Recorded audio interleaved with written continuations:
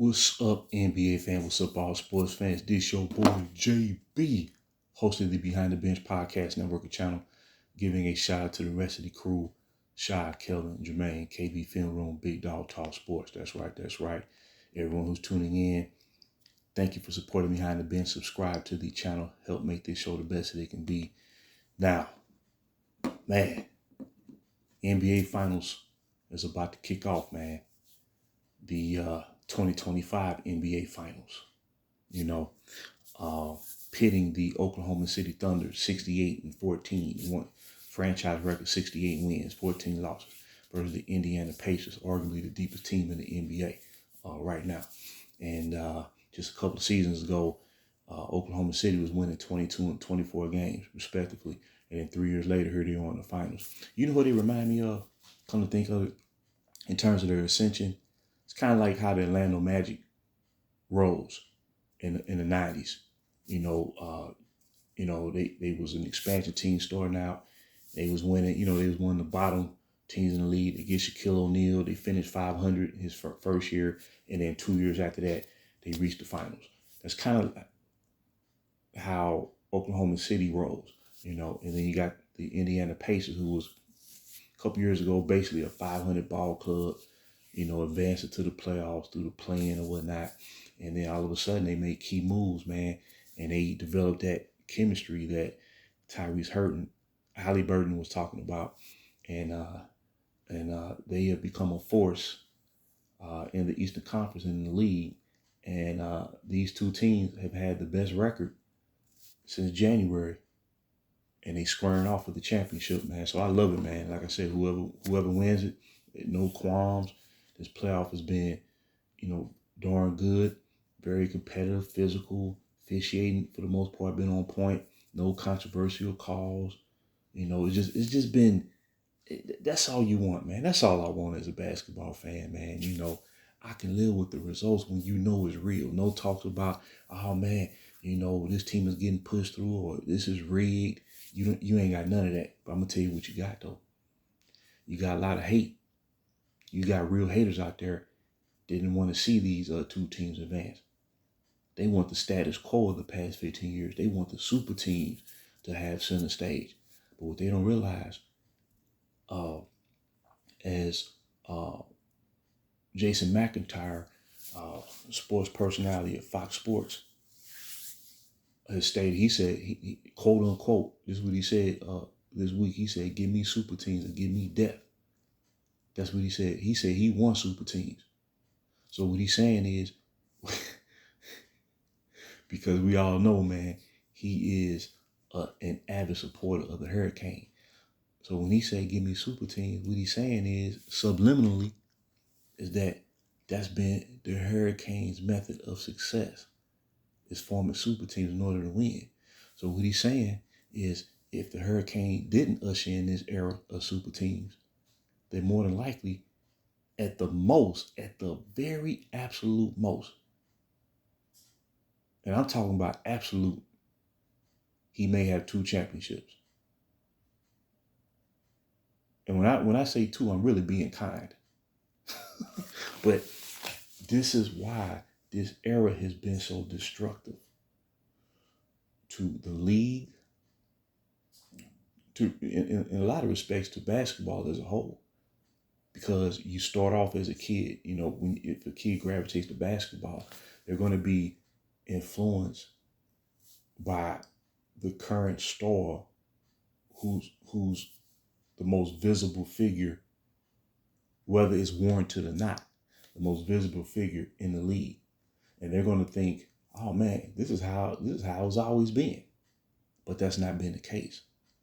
But it just shows how destructive this era has been. It is totally offset legitimate commentary concerning the league. Is marginalized competition to the point where, for that guy, they have tried to create an environment or a circumstance where he faces the least resistance as possible. Now, if an organization builds a team up primarily through the draft or whatnot, and they build a team up from the bottom, work their way to the top. If they dominate for the next 10 years, I have no qualms about it, man. In terms of, it's real. Now, they may be your rival, and you may have an innate dislike because of the rivalry, but deep down it's real. Like when the Lakers and the Celtics squared off in the 80s. Hey, I had major dislike for the Celtics, disdain, because that was our rival. But you knew you had a disdain because, hey, if we beat the Celtics, we know we the best, but we got to get past them. And it ain't going to be no cakewalk. It was that type of thing, but you respected what the Celtics brought to the table. That's why the intensity, the vitriol stemmed from, because you knew, okay, this is the cream of the crop right here, but it was all out of respect. And I'll never forget when the Lakers finally beat the Celtics for the first time in the finals in 1985. And we beat them in Boston Garden to clinch that championship. And the Boston faithful, they gave the Lakers a standing ovation, man.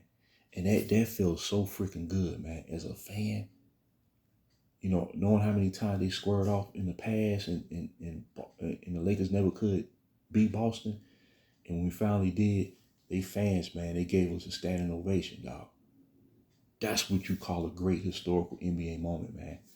And see, this is how you know this era started 15 years ago. There was no reference of any team in the past being billed or identified as a super team. Now, they may have played super, but those teams had significant long runs. Showtime Lakers basically ran for a decade. That's why they earned went down in history as the team of the 80s in the NBA. Boston Celtics rolled approximately about 8 great years, before Larry Bird started suffering that back injury. The Pistons rolled for about, they had I think they had 5 years of going to the conference finals, and then they won back-to-back championships, and they really, they was in a position to win 3 straight. That's how good they were. So what I'm saying is, man, for Jason McIntyre, better known as J Mac, for him to make that statement, man, to me, what that signifies is, man, he's not let me put it this way. He don't want to see real competition. See, when you watching real competition out there, you can't bring forth any type of narrative. It is what it is.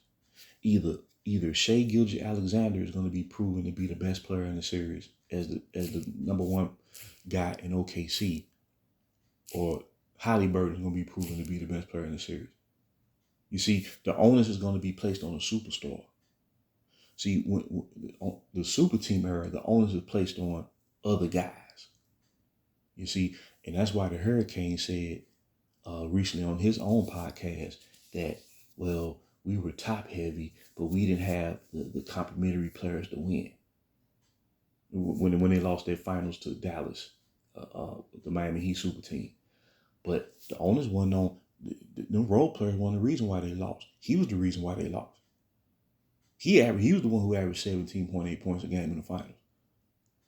You see what I'm saying? If he just played average, they win that title. But see, in the super team era, everybody else got to foot the bill.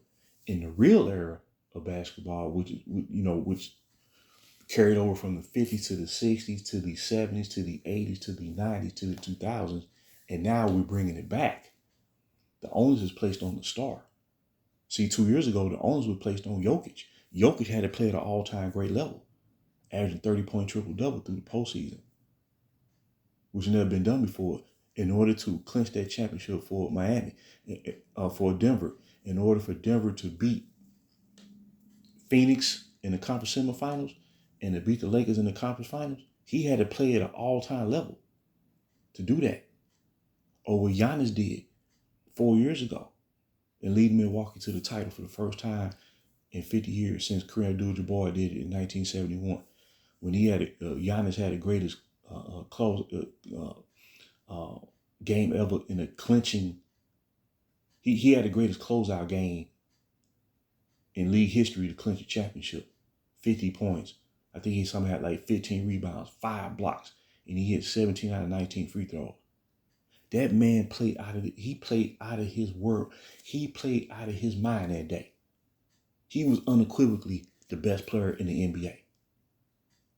See, it took he had to play at that level to win that game, because if he don't play at that level, and he's coming off a hyperextended knee from the previous series, if he don't play at that level on that night, they lose that game, the series goes back to Phoenix for game 7, and Phoenix is going to win a championship.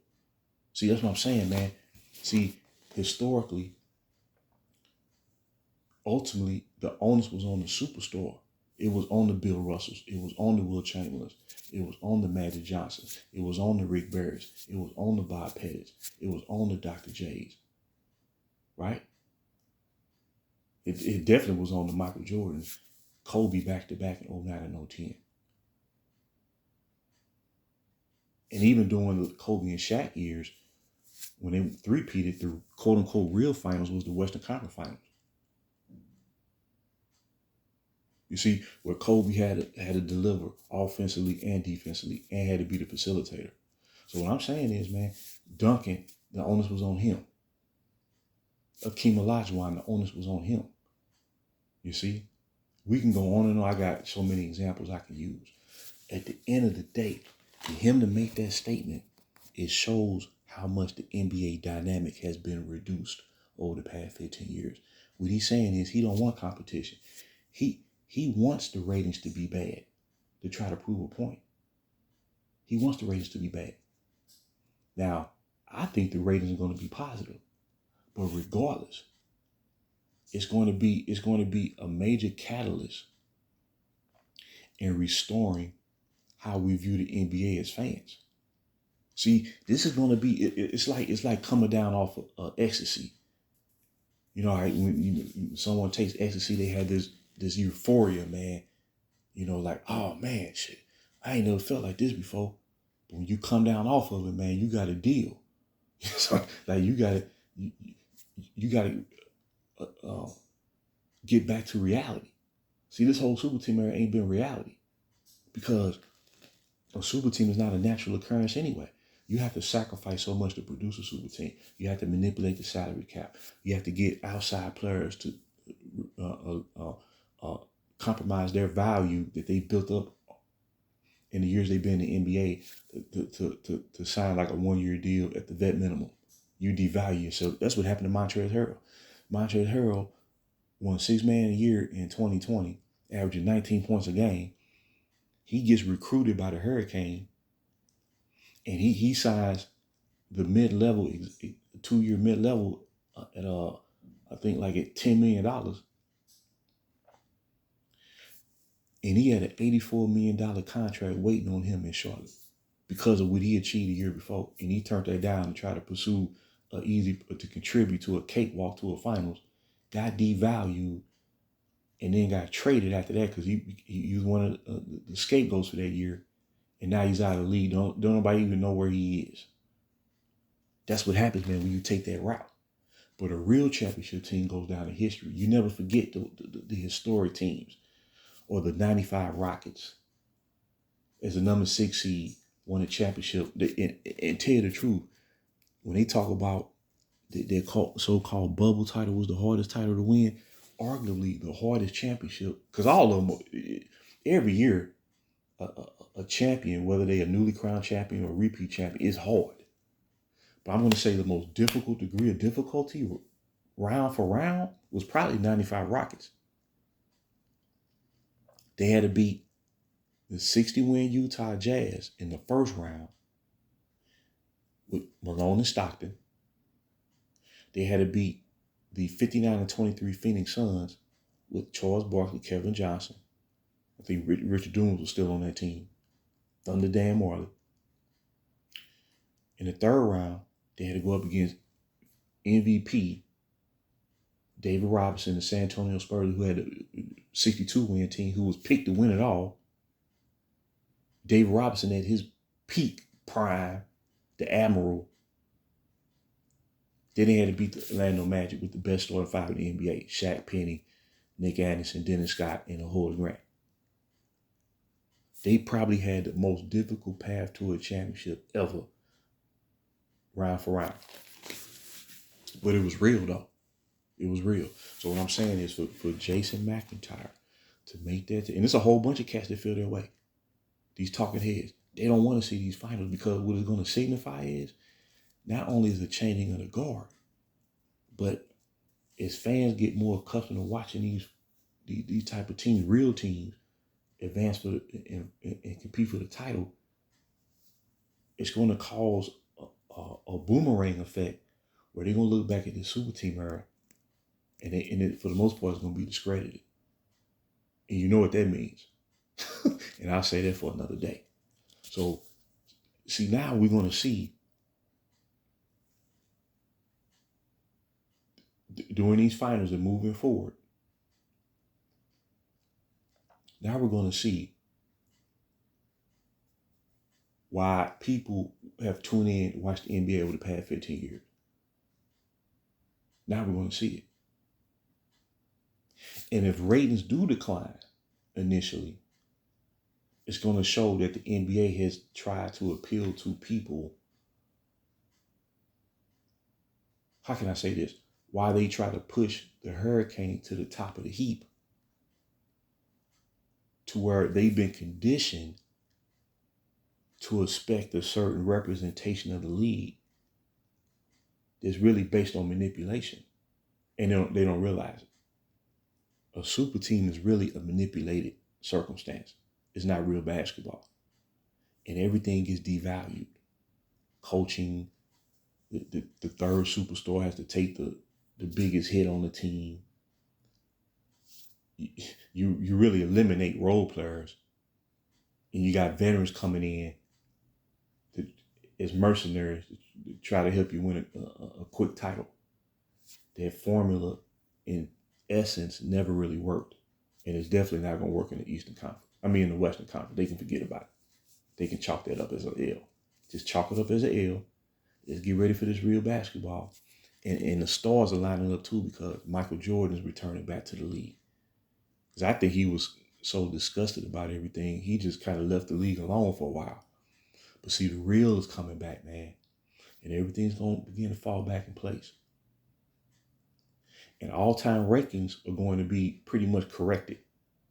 Give or take 1 or 2 spots. See, a lot of stuff in the store getting real. And virtual reality is going to give way to actual reality. Because the NBA has been existing in virtual reality for 15 years. They still want to try to make a person the face of the league. You know all this conversation about who's the face of the league, who's going to be the new face of the league. It's all smoke and mirrors. Because in the past, they weren't talking about the face of the league. Whoever won the title as the superstar, they became the prominent figure in the league.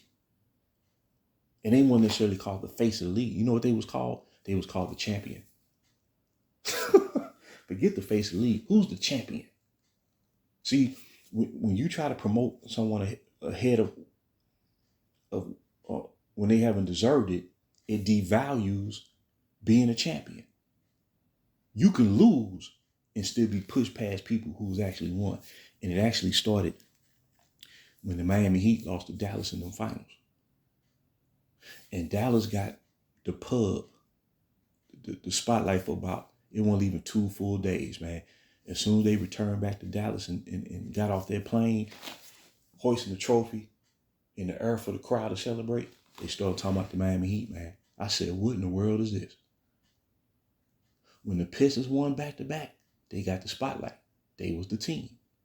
When the Bulls won, they was the team. But even when the Bulls was winning, or when the Pistons was winning, or when Showtime was winning, or when Boston was winning, or when Philly won, or whomever won, Houston, they promoted all the teams. They promoted every major collegiate athlete entering the pros. It was a great balance, man. This has been so off kilter. See, it was like, here go an example. I'm gonna close this out. Here go an example of what I'm talking about. You take a team like the Charlotte Hornets. who started off as an expansion team in 1988. And you know, and then as the beginning of the 90s started, here comes Larry Johnson. Here comes Kendall Gill. Here comes Alonzo Mourning. Next thing you know, then they brought in some veterans. That's what teams did back then. They brought in veterans to support the young players coming in, not to take over, but to support. They brought in Robert Parrish, David Wingate. And Wingate was kind of a younger veteran, but he was a veteran. They had Steph Curry's father. They became a playoff team. They promoted their team, man. By the time the Bulls won their first three-peat, the Charlotte Hornets was already leading the league in merchandise sales, people. They did an excellent job, but they didn't hype them up. They promoted them. It's a difference. And they said, okay, for Charlotte to get at the next level, hey, they got to win like the Bulls have been winning or the Knicks have been winning. You know what I'm saying? That's how they did it, man. They let you know what the stakes were. They let you know it was levels to this.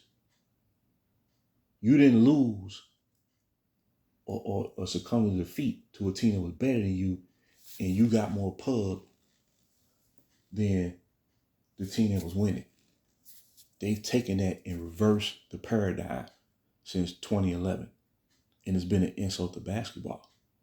And that's why we're glad when all this is eliminated, man, and we get the real NBA back. And when you get the real NBA back, you're going to have better play. You're going to have more sound play. I think you'll see less three-pointers being made, and the center position will be restored. It's all going to reacclimate to what it's supposed to be. The super team era has actually been an anomaly. It's not the norm.